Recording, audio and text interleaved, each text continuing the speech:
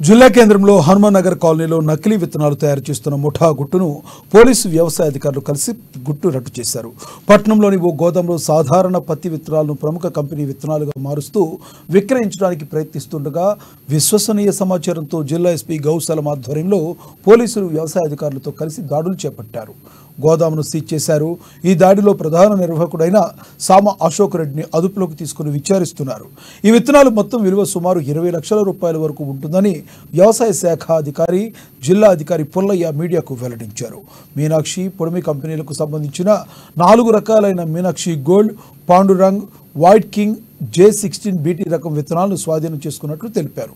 పూర్తి స్థాయిలో విచారణ జరిపి బాధ్యులపై కేసులు నమోదు చేస్తామని, శాఖాపరమైన చర్యలు తీసుకుంటామని వారు స్పష్టం చేశారు.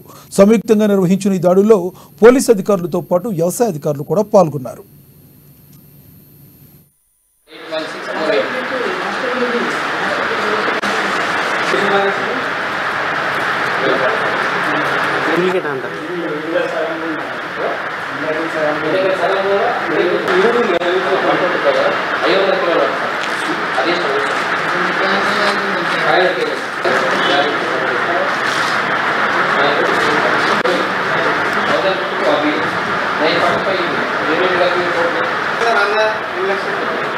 ఒక గోడంలో మీనాక్షి కంపెనీకి సంబంధించిన ఒక ఎంప్లాయీ అశోక్ రెడ్డి అనే ఒక employee Meenakshi seeds private limited అలాగే పుడమి అగ్రి సీడ్స్ ప్రైవేట్ లిమిటెడ్ పైన ఇక్కడ పత్తి విత్తనాలు తయారు చేస్తా అంటే లూజ్ సీడ్ తీసుకొచ్చి ఇక్కడ పత్తి విత్తనాలు ప్యాకింగ్ చేస్తున్నారు.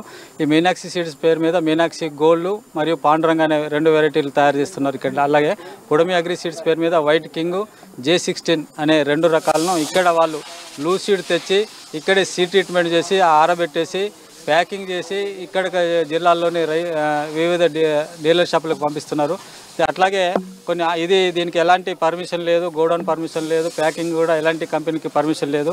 దీనికి సంబంధించి మనకు ఇక్కడ ఈ ప్లేస్లో అన్అథరైజ్డ్ ప్లేస్లో 945 పాకెట్లు 864తోనే దగ్గర 8,16,16,480 రూపాయల వాల్యూ ఉన్నది. అట్లాగే కొంత లూజ్ సీడ్ ఉన్నది 500 కేజీలు.